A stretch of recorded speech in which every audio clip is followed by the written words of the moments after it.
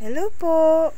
Meet my 8 days old daughter, Arian Luis Dizon Morales. I know as a cesarean session, bawal pa talagang mag-cellphone ang mga mommies. Kaya lang I can't help it. This is one of the best things or best part na ginagawa talaga ng mga mommies.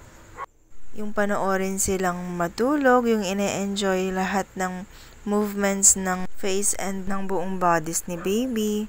Ewan ko ba pero ganun talaga kami eh. Ultimo yung paghinga niya talagang curious kaming bantayan talaga. I know minsan talagang nakakatawa kasi parang ewan lang 'di ba? Pero ganun talaga yung mga mommies.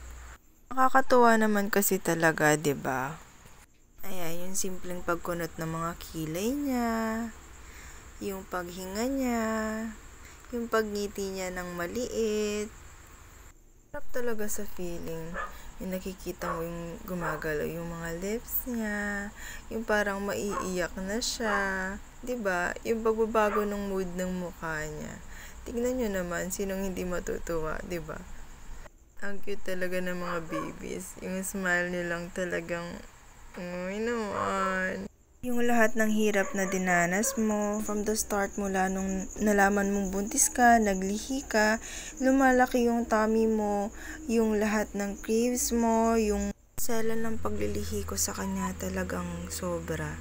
Biruin mo, 2 months pa lang siya sa tiyan ko, talagang dinudugo na ako. Nung una, medyo malakas. Then, after a few days, talagang spotting na lang siya. Pero ang tagal talaga. Ilang buwan yun.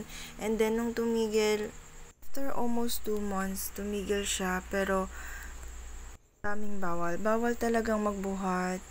Bawal matagtag na hindi ko naman talaga kayang iwasan dahil yung panganay ko is daycare students na talagang kailangan kong magbiyahe at ihatid siya sa school hanggang sa makauwi kami. Another biyahe na naman yun. So, everyday ganun. Kaya halos talagang dinudugo ako hanggang sa mga anak ako talaga.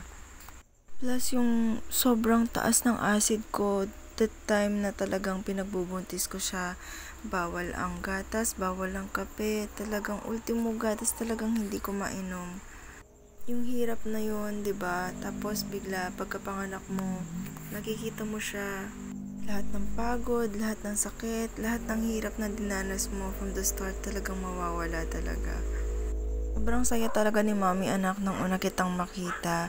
Yung paglabas ko ng recovery room, ikaw yung makikita ko. Ang sarap-sarap talaga. Gustong-gusto na talaga kitang agawin sa lola mo that time. Parang gustong sumabog ng puso ko sa sobrang tuwa. Gustong-gusto na kitang yakapin, gustong-gusto na talaga kitang mahalikan. Papasalamat talaga ako kay Lord kasi binigay ka niya sa akin, kayo ni kuya mo. Kahit alam ko na napakalaki ng pagkukulang namin sa kanya, binibigay niya pa rin yung talagang feeling namin ni daddy. And I know anak na hindi kami perfect ng daddy mo. Pero promise namin sa inyo ni kuya anak, gagawin namin yung best namin para maging karapat-dapat kami bilang parents ninyo ni kuya. Lord, humihingi po talaga ako ng basbas sa inyo na sana po ay gabayan po ninyo kami para po magawa po namin yung tama at mapalaki po namin ng tama yung mga anak namin. Maibigay po namin lahat ng needs nila, pati po yung pagmamahal na kailangan talagang gusto po namin talagang ibigay sa kanila. Naway tulungan niyo po kami na ma-deliver po sa kanila yun ng maayos, Lord. Hindi lang po ngayong bata sila pero sana po hanggang sa pagtanda nila, hanggang sa pagtanda po namin, talagang sana po ay maiparamdam pa po namin sa kanila yung pagmamahal namin bilang mga magulang po nila. Sa aking pagtanda anak, hindi ako magsasawang panoorin ito ng paulit-ulit dahil alam ko, ano man ang mangyari, yung pagmamahal namin sa inyo ni daddy, hindi mawawala anak.